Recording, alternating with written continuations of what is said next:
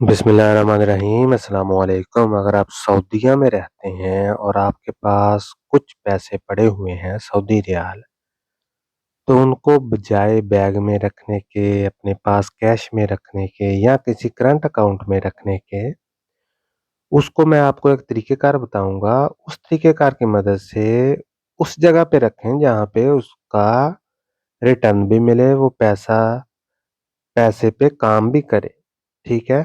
ताकि आपको भी कुछ फ़ायदा हो, ठीक है? पैसा बेकार में पड़ा ना रहे। जी, तो आपने आ जाना है प्ले स्टोर पे, यहाँ पे आपने डाउनलोड कर लेना है अलरजी बैंक। अगर आपके पास अलरजी बैंक है तो वेल एंड गुड, नहीं तो जो भी बैंक है उसमें वो ऑप्शन ज़रूर मौजूद होगी। चलें इसको ओपन करके लॉगिन कर लेते हैं, उसके बाद हम चलते हैं जी अलरजी बैंक में और देखते हैं कि उसमें हम कैसे इन्वेस्ट करेंगे। जी, तो अलरजी बैंक के ऐप में लॉगिन हो गया हूँ मैं, ठीक है? इसी तरह का आपके पास इंटरफेरेंस आएगा, ठीक है? आपने जो फर्स्ट पेज होगा होम पेज, ठीक है? ये मैं आपको हाइलाइट भी कर देता हूँ। ये जो होम पेज है, यहाँ पे आपने आ जाना है, ठीक है? होम पेज में आने के बाद आपने इसको स्क्रॉल डाउन कर लेना है नीचे, ठीक है? जब आप नीचे इसको स्क्रॉल डाउन करेंगे तो यहाँ पे मुख्तलिफ ऑप्शंस आएँगे।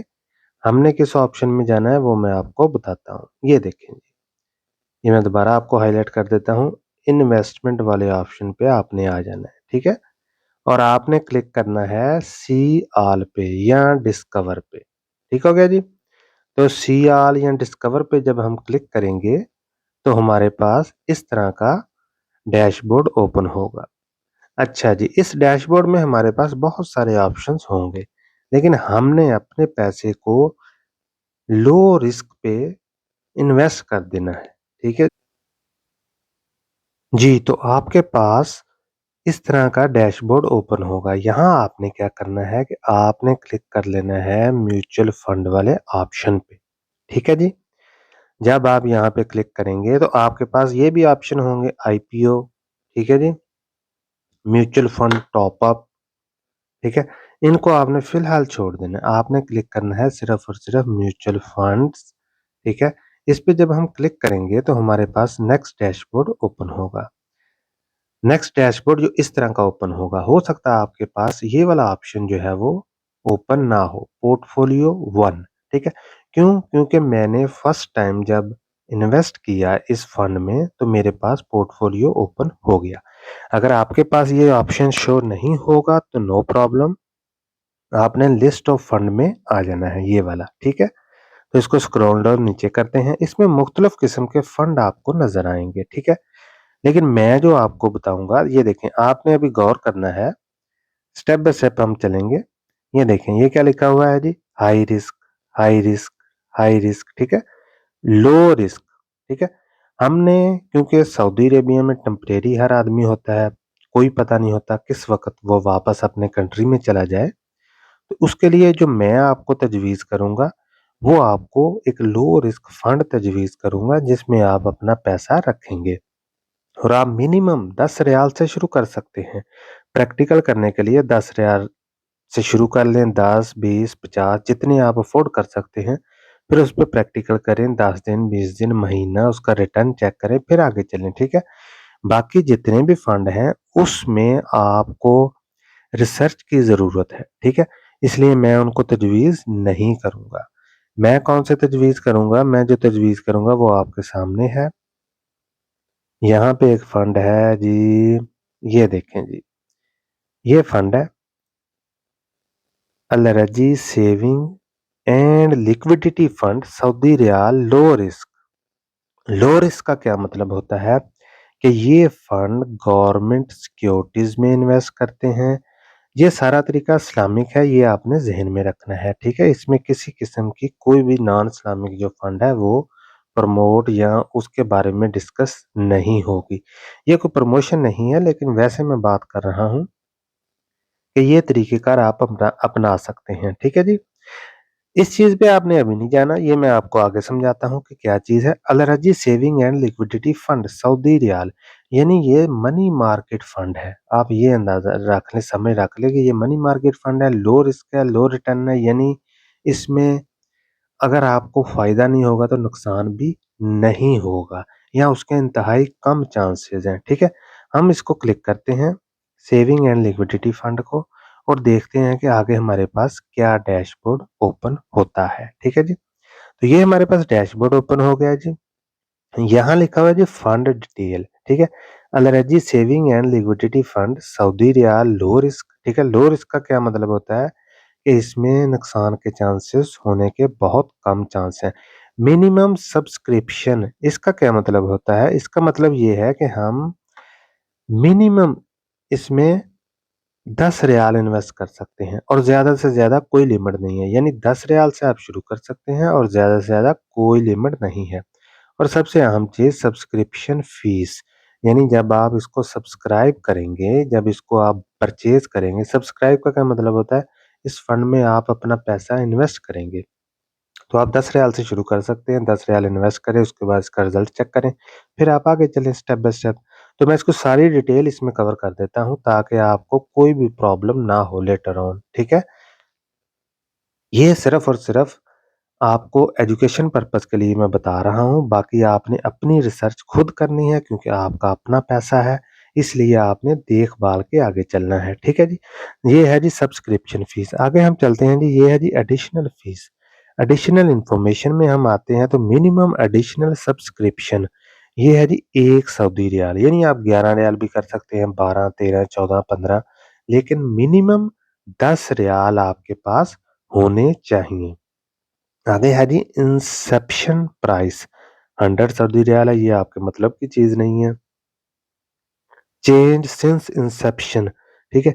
ये है जी कि जब से ये फंड लॉन्च हुआ है, इंसेप्शन डेट है जी 2007 से, तो इसने आज तक कितना रिटर्न दिया? 89% टोटल एब्सोल्यूट, ठीक है?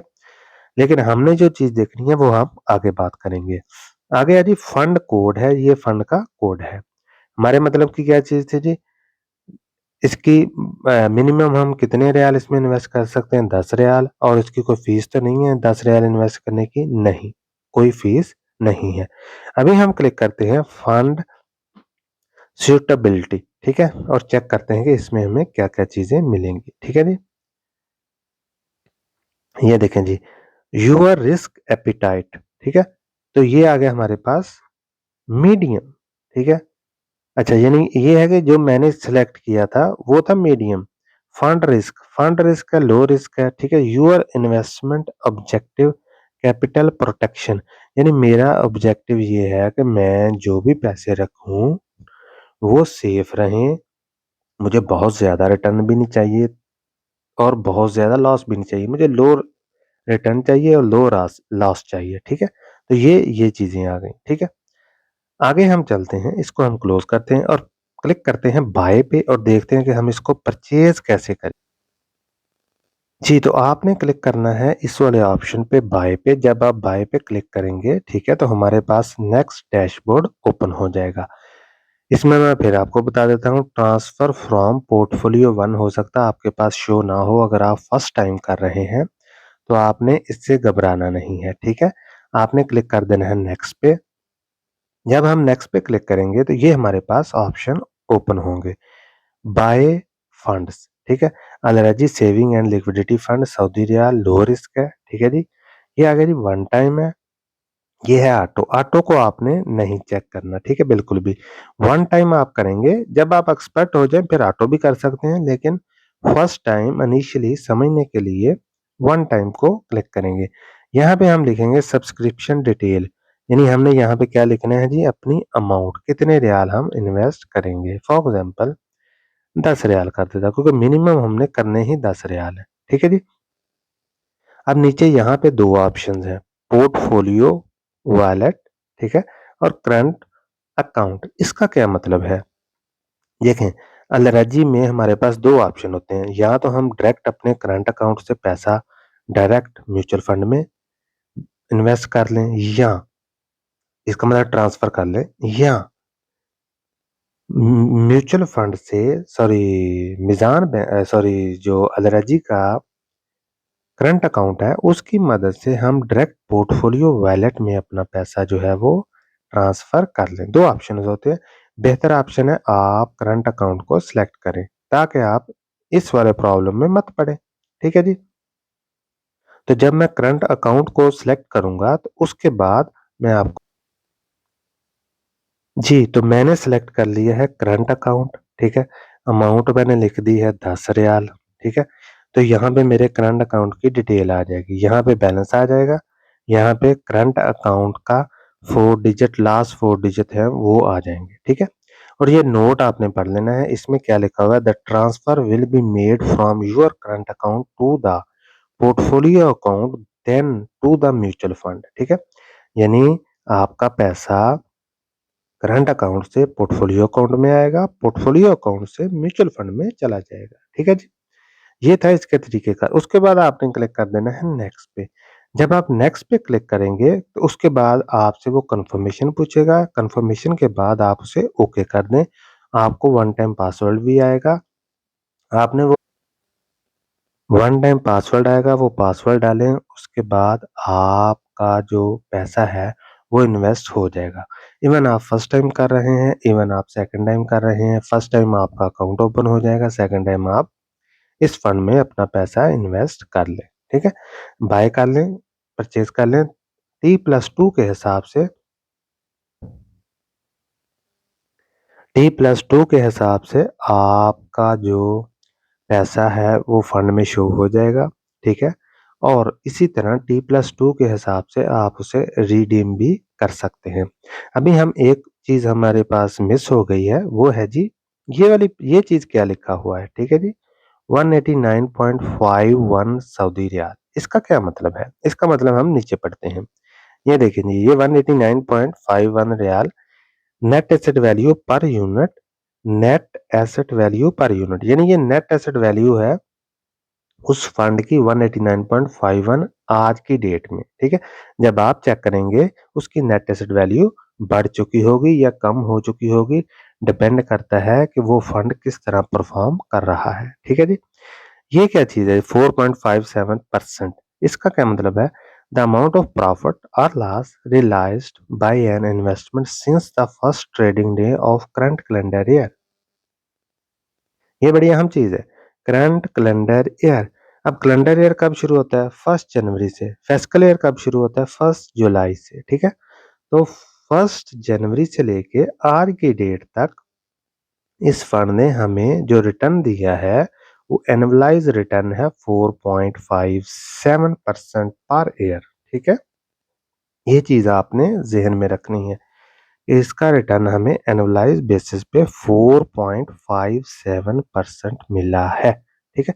लेकिन मैंने आपको बताया है कि आपका पैसा करंट अकाउंट में ना पड़ा है, आपका पैसा घर में ना पड़ा रहे, आपकी जेब में, आपके पर्स में, आपके बैग में मत पड़ा रहे। उस पैसे को सऊदी अरेबिया में रहते हुए काम पे लगाएँ। आपके पास 50 रियाल है, 100 रियाल है, 500 रियाल है, 1000 रियाल है। अगर आप चाहते हैं कि उस पैसे को काम पे लगाने, ठीक है? उस पैसे को वैसे आप रख देंगे कि वो उतने ही सऊदी रियाल रहेंगे। बेहतर है आप उसको इस फंड में लगा दें। सेफ इन्वेस्टमेंट है, लो रिस्क है, ठीक है? उसके बाद इस फंड को ग्रो होने दें। इसका रिटर्न इतना ज़्यादा नहीं होगा लेकिन कम से कम कुछ ना होने से कुछ होना बेहतर है। तो आप इसमें अगर पैसा लगाएँगे और उस पैसे को ग्रो होने देंगे, तो 1 साल में अगर आपको 5% रिटर्न भी मिलता है या 4% भी मिलता है, तो कुछ ना कुछ तो आपके अकाउंट में पैसा आएगा, बजाए इसके कि आपके करंट अकाउंट में पड़ा रहे।